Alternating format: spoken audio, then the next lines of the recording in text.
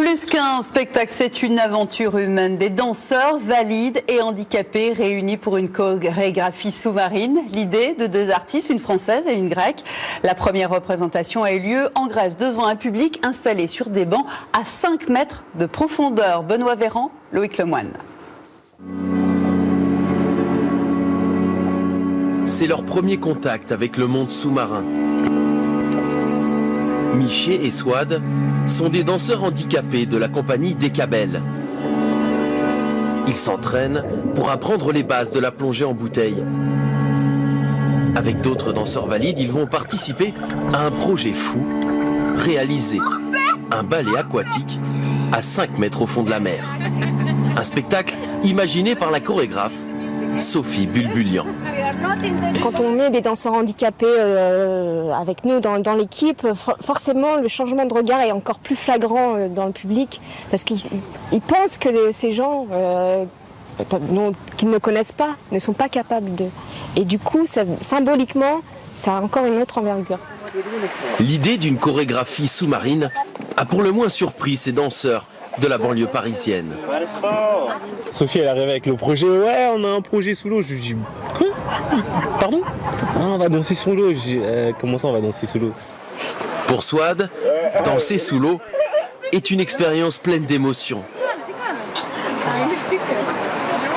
Ce qu'elle m'avait dit, c'était aussi que sa maladie, elle venait du ventre de sa maman. Et c'était comme si le fait d'aller sous l'eau, c'était une renaissance.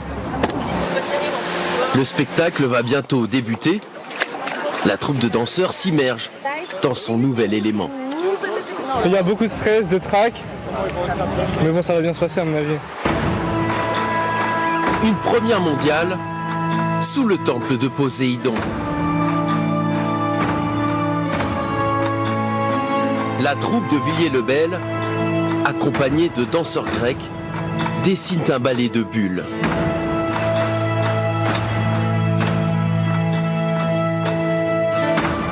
Équipés de bouteilles, les spectateurs entourent la scène, posés à 5 mètres sous la surface.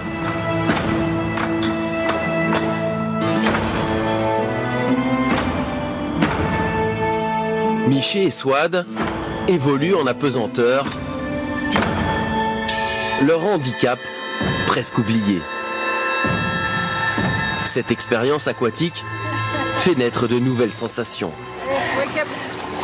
En fait, c'est quand j'oublie mon fauteuil et je suis comme un oiseau. Je vole. T'as envie de recommencer? Encore, dit Miché. La plus grande récompense, c'est de voir les changements de regard. On sent que ce qu'on a fait artistiquement a un impact sur la société. Prochain défi pour la troupe de danseurs, réaliser leur chorégraphie, cette fois sur la terre ferme. Rendez-vous à Paris en janvier prochain.